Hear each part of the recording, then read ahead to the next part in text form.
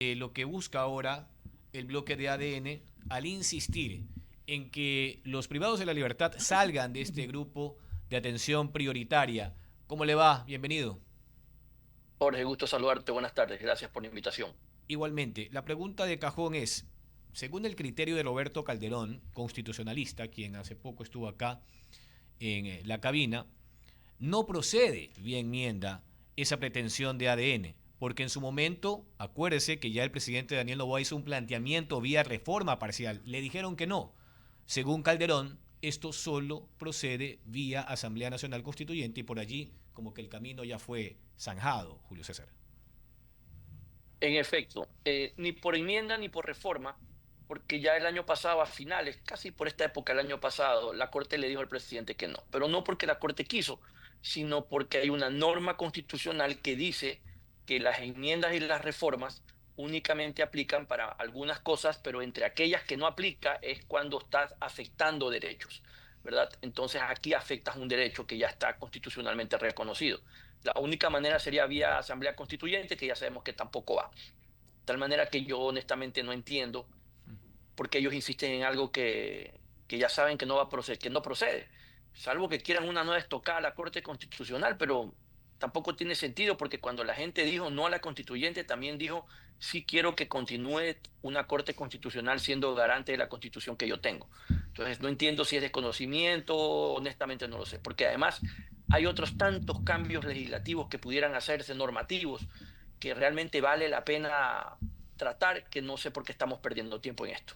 Claro, y nos acordamos entonces de las famosas leyes de solidaridad nacional, lo mismo la ley de integridad pública que fueron declaradas inconstitucionales en la Corte Constitucional. Digo, a partir de lo que tú mismo te has cuestionado, Julio César. Ahora, el COIP. ¿Cuántas veces más hay que modificar ese texto penal en el Ecuador?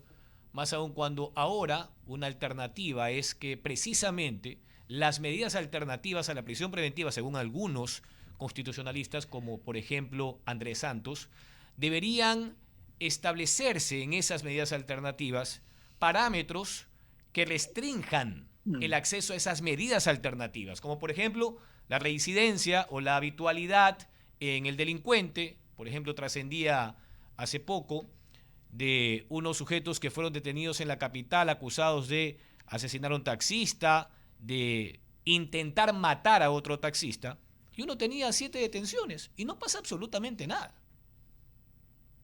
Ahora, el problema de la prisión preventiva pasa por el hecho que, primero, no solo en el Ecuador, en todas partes, es de última ratio. Y eso está constitucionalmente reconocido. Tienes que hacer un cambio constitucional para eso. Vas a tener el mismo problema de ahora, que esa es una forma de regresión de derechos probablemente, y tendrías que hacerlo vía asamblea constituyente. Primer problema.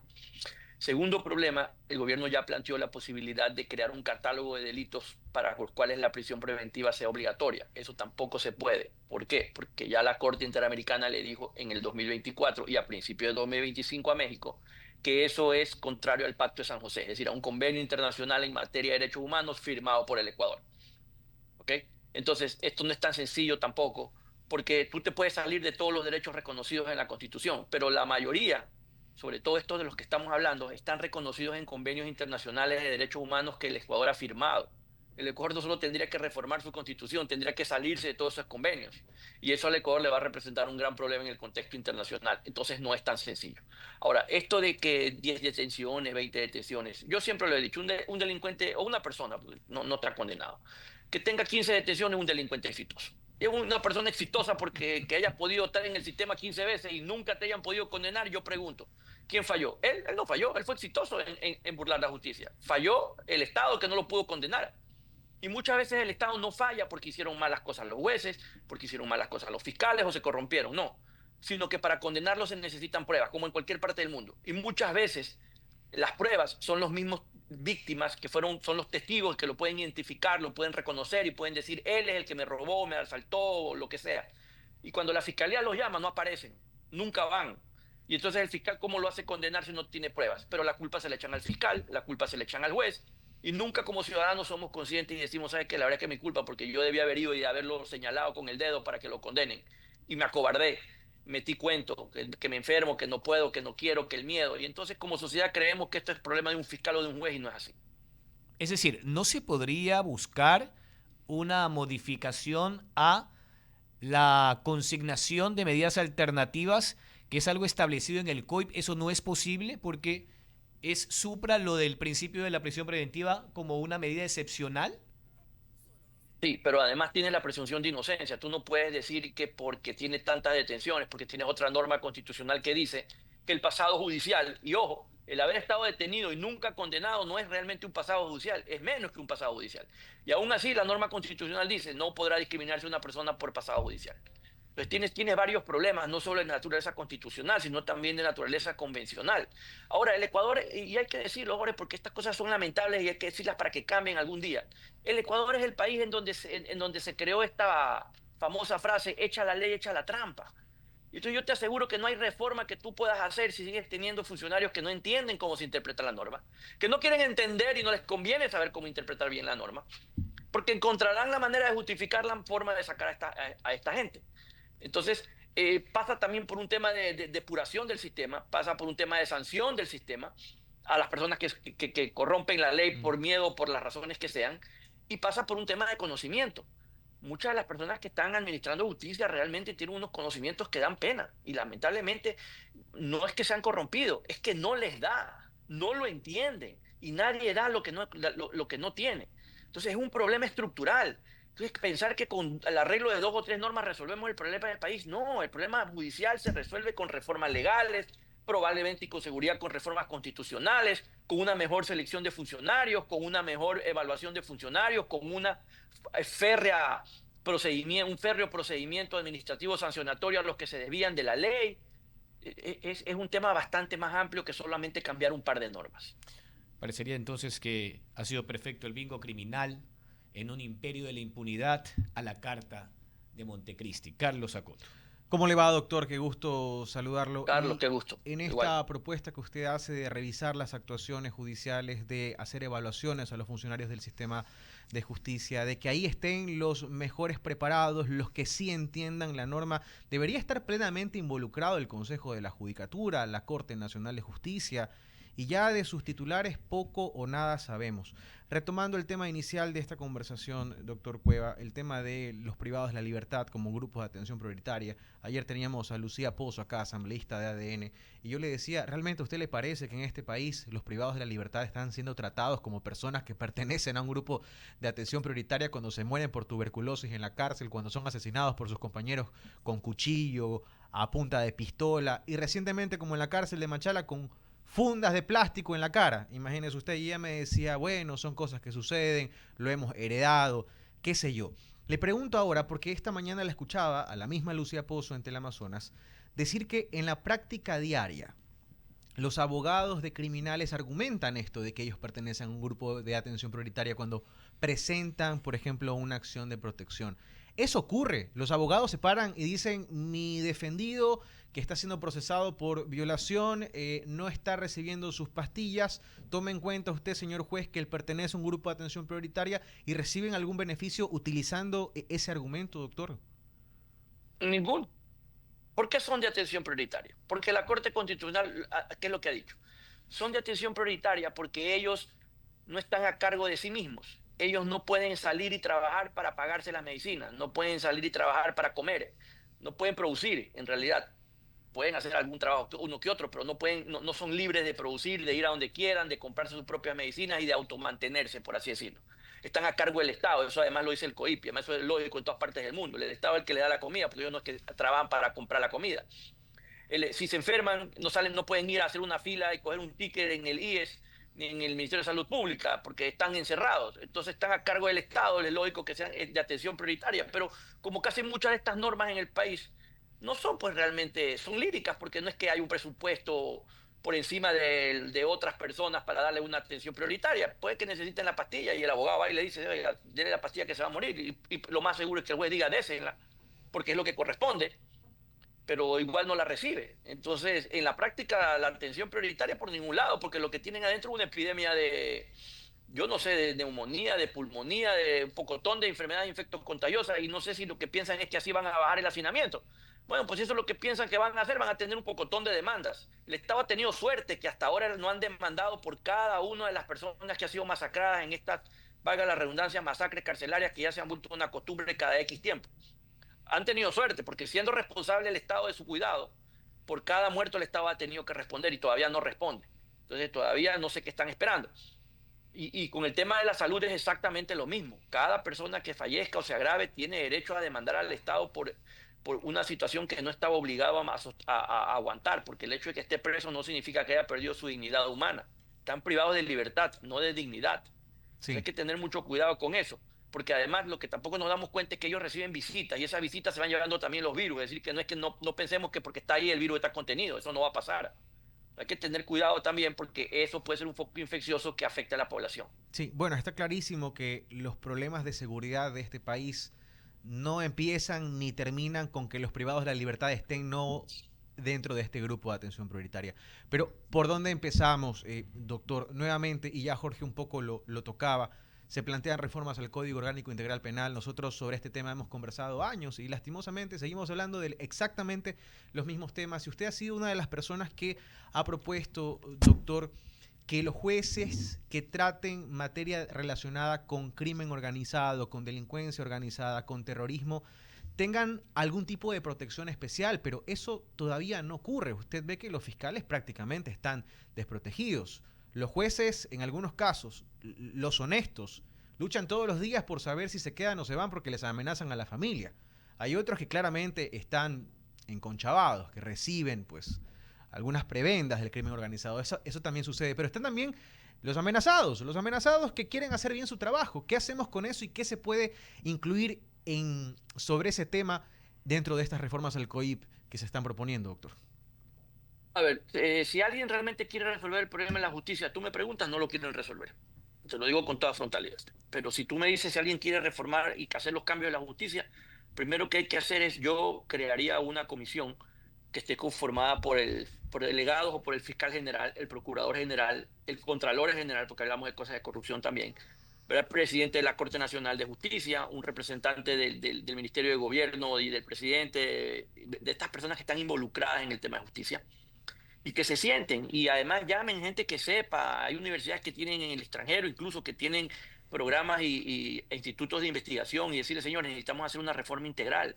Y parte de la reforma integral, si tú me preguntas, es cambiar ese Consejo de la Judicatura que tiene una estructura estrictamente política y no técnica, y por eso es que no avanzan las cosas. Y parte de lo que tienen que hacer es emitir una resolución que permita a todos los jueces penales de todos los niveles, de garantías, de tribunales, de apelación, trabajar en totalmente virtual, declarando que todos los jueces tienen competencia territorial nacional, de tal manera que, por ejemplo, las causas de Guayas se transmiten al metaverso, es decir, virtualmente, para no tener acceso al juez y no poderlo amenazar, que no tenga que ir todos los días a la misma unidad judicial.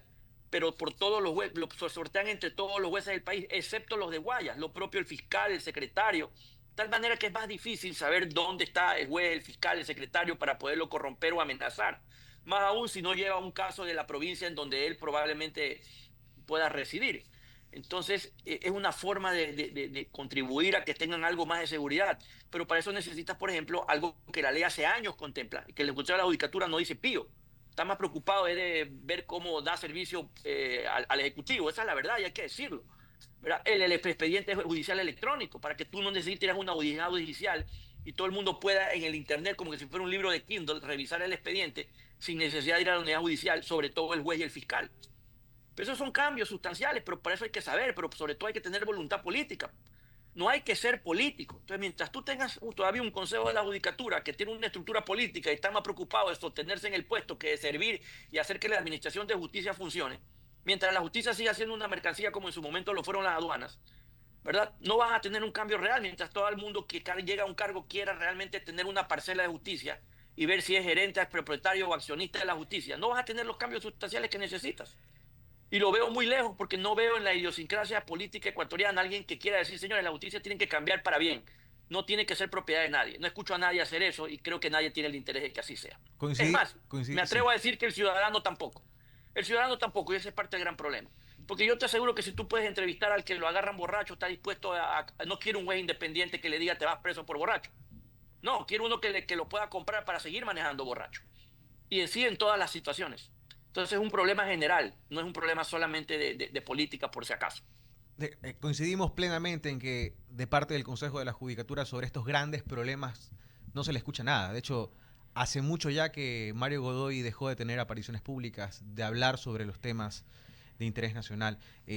Doctor, usted ha dicho algo que es importante, ¿no? Creo que realmente no se quiere cambiar el sistema. Con esa premisa empezó esta respuesta. Y es una afirmación desesperanzadora. Ecuador ya se ha convertido en una sociedad que se ha acomodado a una justicia que se vende fácil, se ha acomodado a vivir, convivir con el delito, doctor.